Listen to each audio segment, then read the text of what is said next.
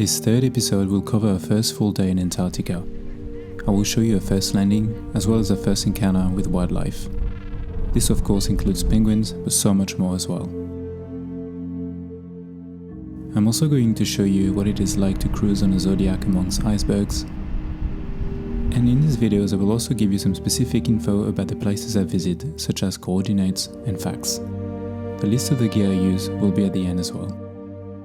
So sit back, relax, and hopefully enjoy this video. Welcome to part 3 of the Antarctic Visual Diaries.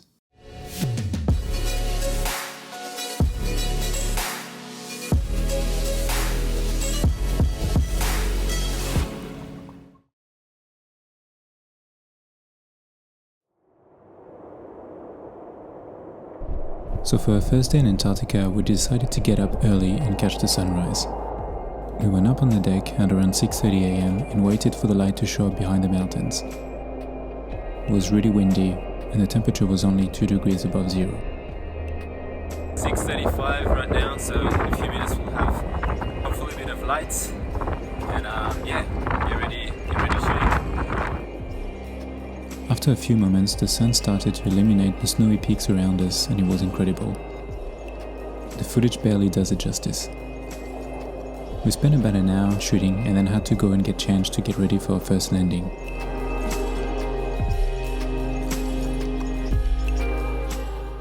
In order to go ashore, we need to jump on a Zodiac for about 10 minutes, and since we land on the beach, the boots are necessary.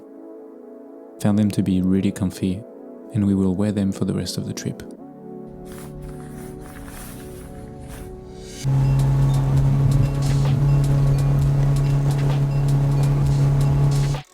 Today's landing will be done at Neko Harbor. As soon as we arrived, we were greeted by dozens of penguins, casually walking and hopping around us. We of course had to keep a distance of 5 meters from them and made sure not to cross in front of them. All up, we got to spend around 2.5 hours and we were free to walk around within the perimeters established by the expedition staff. Plenty of time to capture footage and experience this crazy place. Shooting in this environment is always challenging, and this day was actually one of the easiest. The weather would change quite a bit in the next few days. I used the BMPCC6K for all the video footage and the Canon EOS R for all stills. They performed really well despite the cold and the wind. Here are a few facts about Neko Harbor. So it is situated on the west coast of Graham Land and was discovered by Belgian explorer Adrien de Gerlache. The harbour is surrounded by glaciers and mountains and provides a somewhat sheltered bay, which allows access to certain ships. I was very pleased to make our first landing there since it is a continental landing. In Antarctica there are plenty of spots to go ashore and visit, but some of them are actually islands. Neko Harbor is actually on the continent, so it is truly Antarctica. This means I got to check my 7th continent. This was also another dream of mine that I never thought I would get to experience, being only 30 years of age.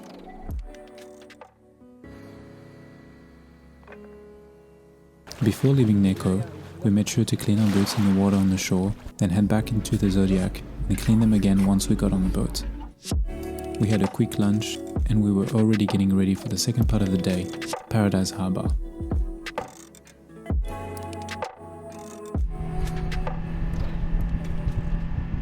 So Paradise Harbor is a pristine bay and a great opportunity to spot wildlife, and once we got there, we all understood pretty quickly that the name fitted the place.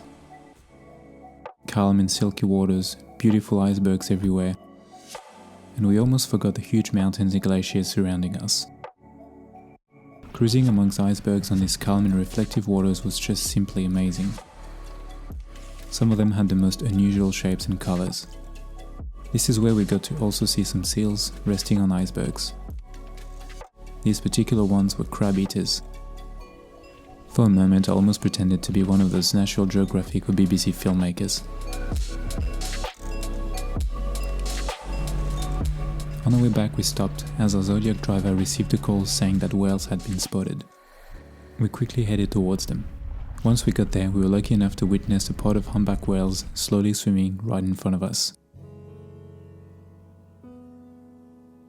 After our first full day in Antarctica, I felt quite overwhelmed. This place is so incredible and I found it hard to process it at first. Not knowing where to look, as there is so much going on and I had to pinch myself a few times as it felt so surreal.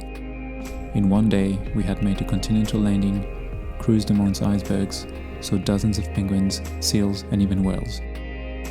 If I had only one day to spend in Antarctica, this would have been enough. Truly spectacular.